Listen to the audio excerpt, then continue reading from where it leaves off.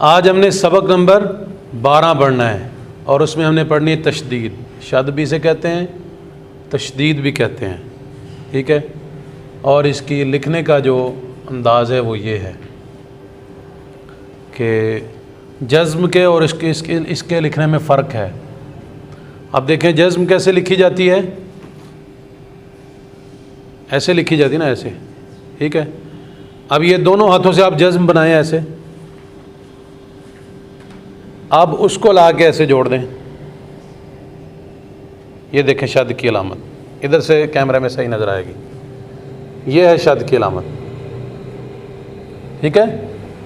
تو یہ شد کی علامت اس طرح سے ہے. اس کے 3 دندانے ہوتے ہیں, یا اس کو آپ اس طرح سے 3 انگلیوں کے ساتھ بھی بتا سکتے ہیں. یہ اس طرح لکھنے کا اس کا انداز ہے, ٹھیک ہے. شد ہمیشہ حرف کے اوپر آتی ہے, یہ نیچے نہیں آتی. جزم بھی اوپر آتی ہے, زبر بھی اوپر آتی ہے, پیش بھی اوپر آتی ہے. نیچے صرف کون سی چیز آتی ہے؟ زیر یا 2 زیر یا کھڑی زیر. شد کی سٹوری میں کیمرے کے سامنے کروں گا, لیکن آپ اس بات کو سمجھیں. شد میں 4 جھولے بنے ہیں. پہلا جھولا وہ ہے جس کے اوپر ایک جھولے کے اوپر حمزہ بیٹھا ہے, ایک کے اوپر واؤ بیٹھا ہے, اور تیسرے جگہ پر واؤ ایک ویسے ہی خالی بیٹھا ہوا ہے, ٹھیک ہے. حمزہ اور واؤ پارک میں جھولا جھول رہے تھے, ساتھ اس کا ایک تیسرا بھائی واؤ بھی تھا, ٹھیک ہے, وہ بیٹھا ہوا تھا. اب دوسرے جھولے میں دیکھیں, حمزہ اپنی جگہ پہ جھولا جھول رہا ہے اور واؤ جھولے سے نیچے گر گیا ہے. اور اسی طرح تیسرے جھولے میں دیکھیں کہ اس میں حمزہ اپنی جگہ پر جھولا جھول رہا ہے, واؤ جو ہے وہ گر گیا ہے نیچے, اور جو اس کا دوسرا بھائی واؤ ہے وہ اس کی مدد کے لیے آیا ہے, اور پہلے واؤ نے بھی اتر کر اس کی مدد کی ہے. تیسرے جھولے میں یہ ہے کہ واؤ جو تھا اس کا بھائی جھولا جھول رہا تھا, وہ جھولے سے نیچے گر گیا ہے, اور حمزہ نے اور واؤ نے, جو دوسرا اس کا بھائی بیٹھا ہوا تھا واؤ, اس نے اسے ایک واؤ کی مدد کی جو نیچے گرا ہوا تھا, ٹھیک ہے. اس کے بعد چوتھی جگہ پر آپ دیکھیں, چوتھی تصویر میں, تو یہ ہے کہ حمزہ اور واؤ نے جو مدد کی, تو دونوں بھائی مل کر, واؤ دونوں مل کر جھولا جھولنے لگے, تو یہ بنا اووا. کیا بنا؟ اووا. یہ دیکھیں, حمزہ اور واؤ پارک میں جھولا جھول رہے تھے, ساتھ اس کا دوسرا بھائی واؤ بھی تھا.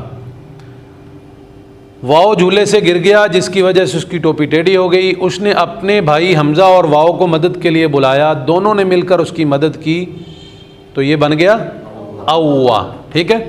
یہ سٹوری ذہن میں رکھنی ہے. اس کے بعد ہے کہ مشدد حرف 2 بار پڑھا جاتا ہے. اب دیکھیں دونوں بھائیوں نے مدد کی ہے نا, واؤ نے بھی اور حمزہ نے بھی, تو اس کا مطلب ہے دونوں کی مدد کے ساتھ یہ پڑھا جائے گا. ایک تو اس کے اوپر جزم آ گئی, ٹوپی ٹیڑھے ہونے کی وجہ سے جزم آ گئی, وہ ایک صورت بن گئی جزم کی, تو اس طرح اس نے پچھلے سے مدد لی. ایک وہ اس کا واؤ جو اپنا کھڑا تھا بھائی, اس نے اس کی پوری مدد کی, تو وہ اس کی اپنی پوری حالت میں پڑھا جائے گا. تو یہ دیکھیں, ایک بار پچھلے حرف سے مل کر, یعنی جیسے جزم پچھلے حرف سے مل کر پڑھا جاتا ہے, ایک بار اسی طرح سے پچھلے حرف کے مل کر پڑھا جاتا ہے, اور دوسری بار اپنی حرکت کے ساتھ, جو اس کی اپنی حرکت ہے اس کے ساتھ وہ پڑھا جاتا ہے. اس کی مثال ہم آگے دیکھیں گے. اور تیسری اس میں چیز یہ ہے کہ سختی اور مضبوطی کے ساتھ, سختی اور مضبوطی کے ساتھ, سختی اور مضبوطی کے ساتھ شد کو پڑھتے ہیں. اس کو نرمی کے ساتھ نہیں پڑھتے, اس کو جھٹکا بھی نہیں دیتے, اس کے ساتھ اس کو لمبا بھی نہیں کرتے, کھینچتے نہیں ہیں. صرف اس میں سختی ہوتی ہے اور مضبوطی ہوتی ہے شد کو پڑھتے ہوئے. کی مثالیں دیکھنی ہیں, جو شد ہم نے پڑھی اس کی مثالیں. یہ دیکھیں, ہا زبر با حب, با زبر با, 2 دفعہ پڑھا جا رہا ہے یا نہیں؟ ایک دفعہ ہا زبر با حب, وہ بن گیا حب. اس کے بعد با زبر با, حب با. اب ان دونوں کو ملا کے ہم نے پڑھنا ہے, علیحدہ علیحدہ نہیں پڑھنا. حب تن, حبتن, دیکھیں اس میں مضبوطی بھی ہے اور سختی بھی ہے. حبتن ایسے نہیں پڑھنا, حبتن ایسے نہیں, ٹھیک ہے نہ, حبتن لمبا بھی نہیں کرنا, اس کو جھٹکا بھی نہیں دینا, ٹھیک ہے. حبتن, آگے غصتن, موٹا بھی کرنا ہے سواد کو کیونکہ سواد موٹے حروف میں سے ہے.